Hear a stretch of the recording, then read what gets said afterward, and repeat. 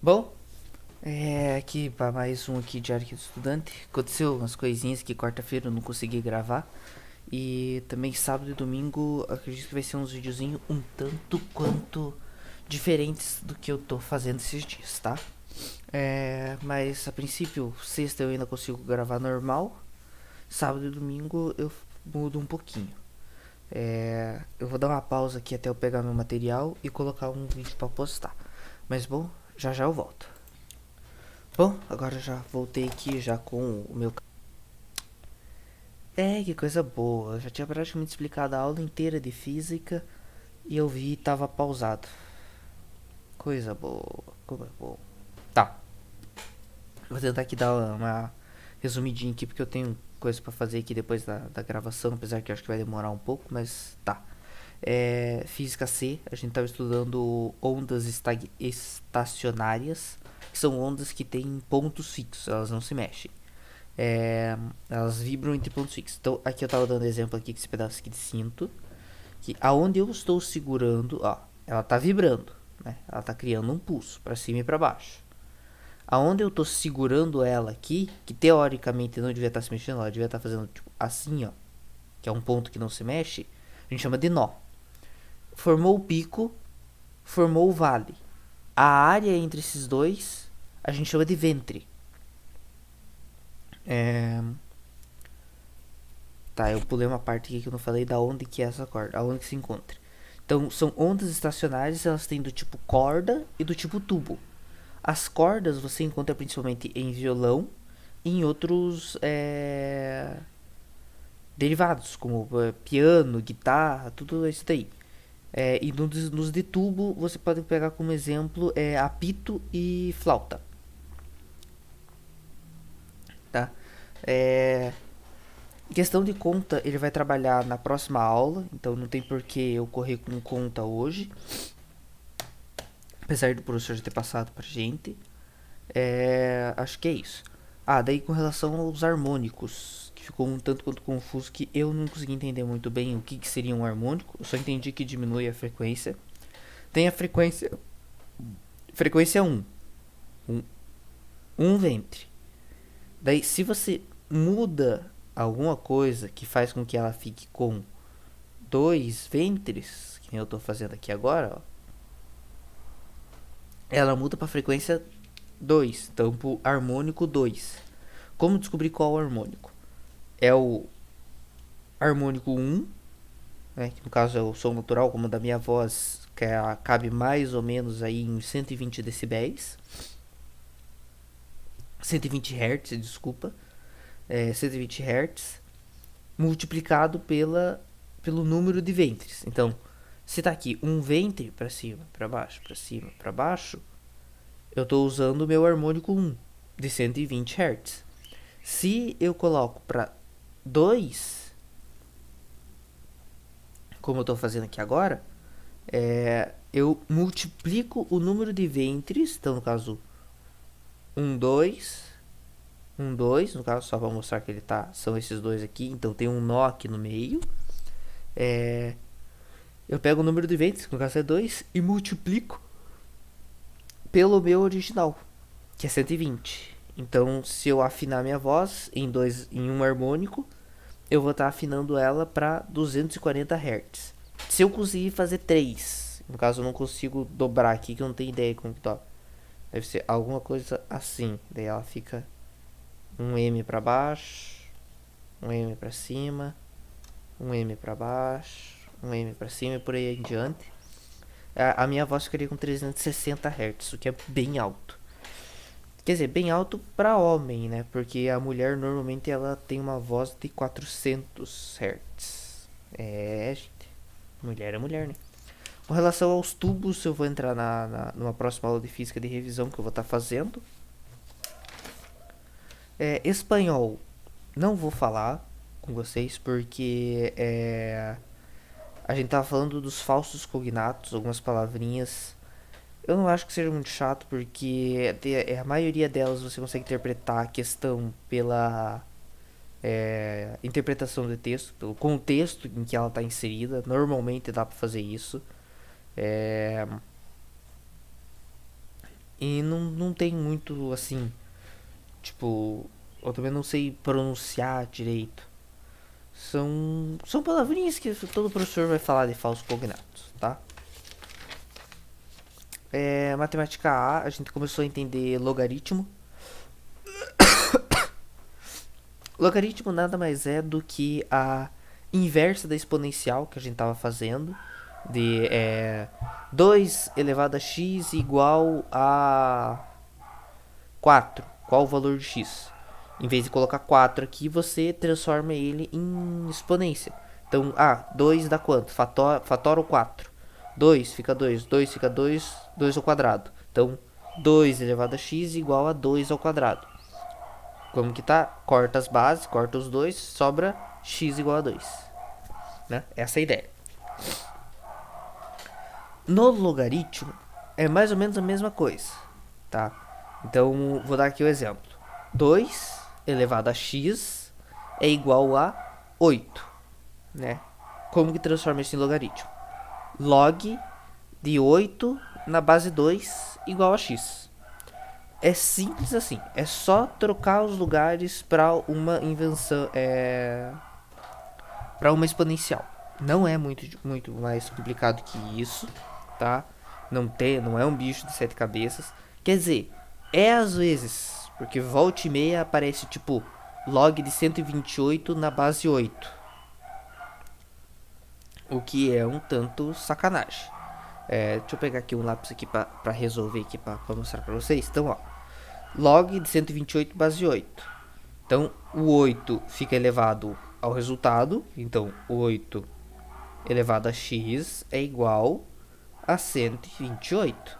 Né? Como eu estava falando, transforma em exponencial, fica mais fácil de trabalhar. O 8, não dá para deixar 8. Porque 8 elevado a 2 é 64, elevado a 3 é um número muito grande. Ultrapassa 128. O que eu vou fazer? Eu vou transformar ele em base 2. Então, 8 na base 2 é 2 elevado ao cubo. 2 a terceira. Né? 2 vezes 2, 4. Vezes 2, 8. 2 a terceira. Então fica 2 elevado a 3. E repito o x. 3x. É igual 128. 128 daí você tem que fatorar lá. 128. Traça o risquinho. Dá por 2? Dá. Divide por 2. 64. Divide por 2. 32. Divide por 2. Assim por diante, você vai achar que é 7. Então, 128 é igual a 2 elevado a sétima. Daí, tá certo isso? Tá certo, tá certo, tá certo. Daí, o que você faz? Tem base 2 nos dois lados, corta os dois. Fica 3x igual a 7. X está multiplicando para dividindo. X é igual a 7 dividido por 3. Que daí, se o resultado não ter 10, daí você tem que resolver, que é 2,3 dízimas, se eu não me engano. Tá.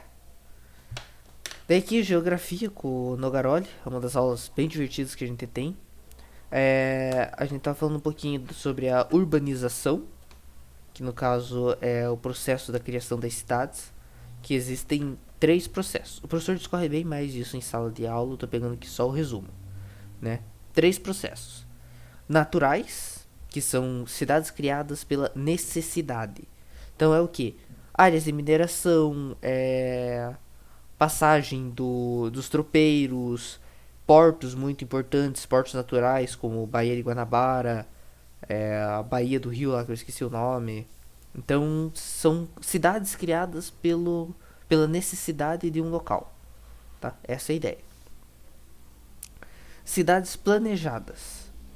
Planejadas quer dizer que durante a sua construção não foi a cidade simplesmente se expandindo. Foi criado setores, tal coisa, ela foi planejada. Então, aqui a gente vai ter a rua principal, aqui vai ter a zona de comércio. Tipo, ela não foi simplesmente se expandindo. Tipo, tava aqui um pontinho aqui, era uma cidade pequena, do nada começou a expandir e virou uma bagunça. Não, ela é planejada. A maioria das cidades acaba sendo planejada, assim. E daí tem as cidades artificiais. Cidades artificiais, elas têm um dia de inauguração, digamos assim. A cidade ela é inteira feita e depois é liberado para o pessoal ir morar. Então, o exemplo disso mais característico é Brasília. O pessoal que construiu Brasília não morava em Brasília, porque não existia Brasília. Não existia um lugar chamado Brasília.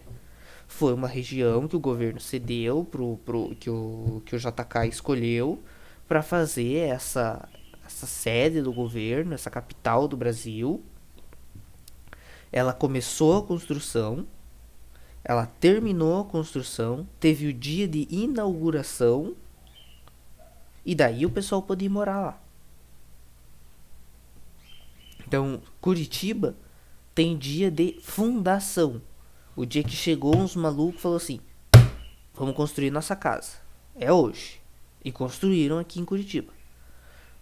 Brasília tem dia de inauguração. O que quer dizer, a cidade inteira estava pronta e funcional. E daí que o pessoal foi morar lá. Tá? Daí a gente também acabou falando de problemas ambientais e êxodo rural. Êxodo rural no Brasil ocorreu em 1930. Não é muito importante saber disso. E do caso, problemas ambientais, os urbanos.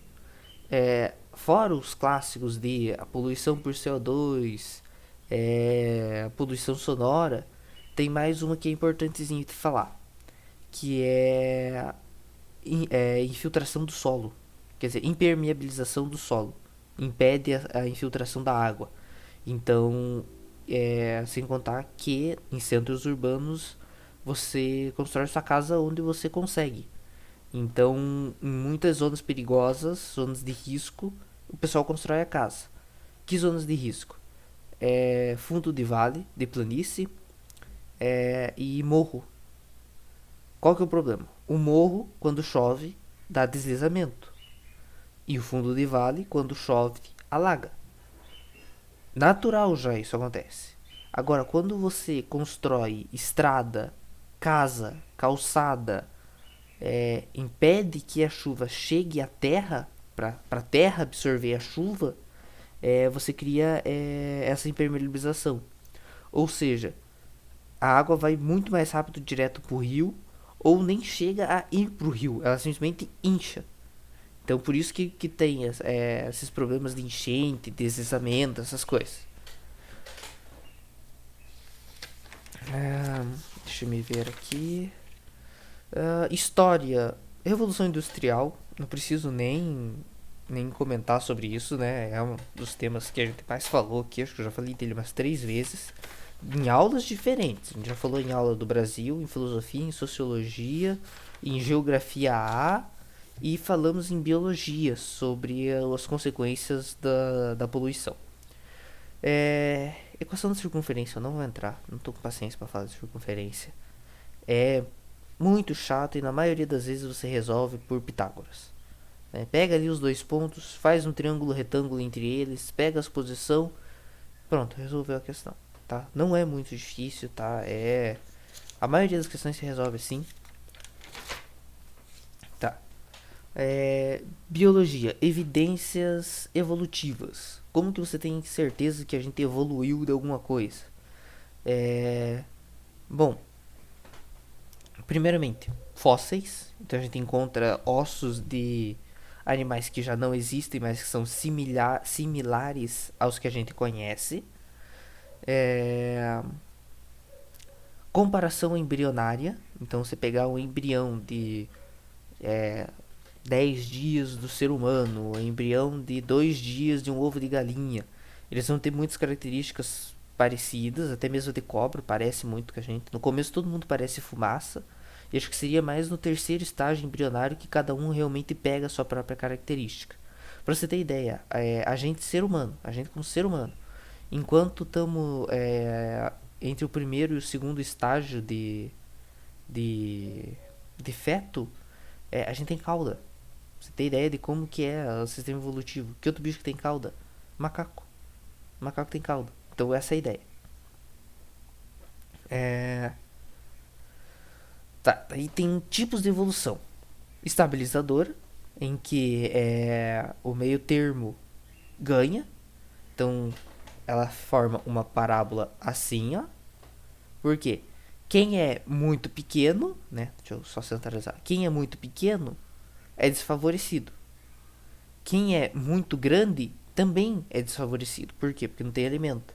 Então, o pessoal do meio, que é o estável, se sobressai.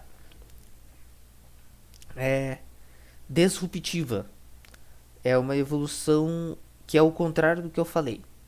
Então, as pontas são, os extremos são bem desenvolvidos e o meio é prejudicado.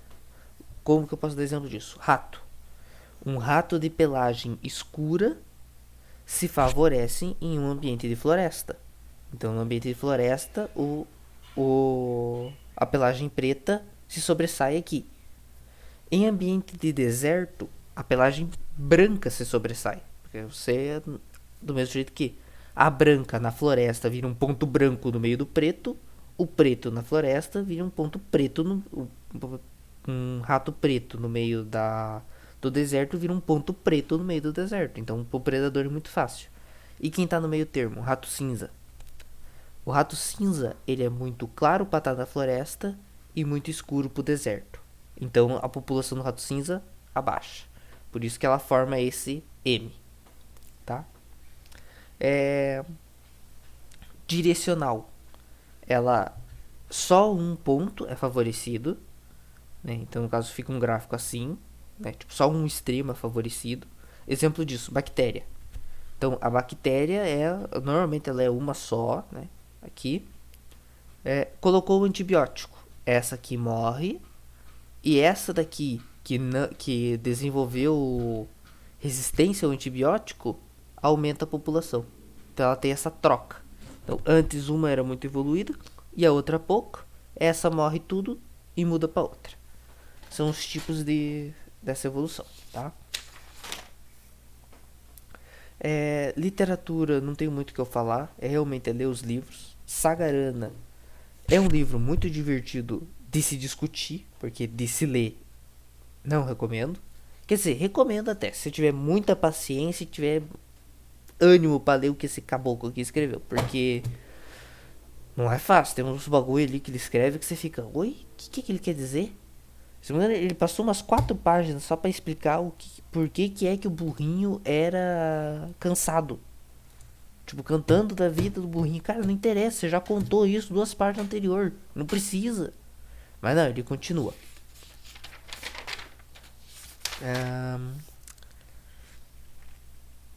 A física aqui que é bem legal aqui de contar, porque a gente tava vendo Colisão. Foi nossa primeira aula de ontem, no caso, que ontem eu não consegui gravar pra vocês, tô gravando aqui tudo hoje. Colisão. O que é a ideia? Uma coisa bater na outra. Voltando pra casa, o que acontece? Meu ônibus bate num carro. É bem de boa, né? Tranquilo.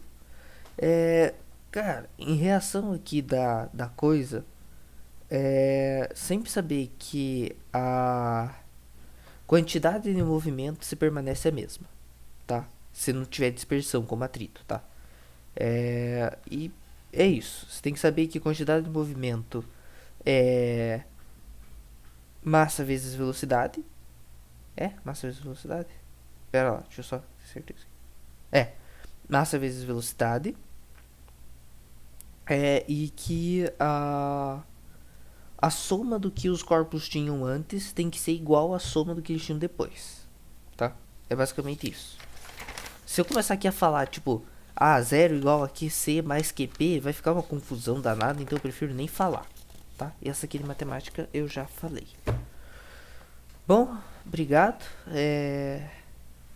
Aqui eu já postei um videozinho hoje, vou postar mais um, eu acho, daí chega um dia só de diferença entre um e outro. Bom, obrigado para quem tá aqui assistindo. Desculpa qualquer coisa que eu já tava meio groquezinho, mas tá de boa. Eu tô bem do acidente, tá? Ninguém se machucou, o ônibus principalmente não se machucou.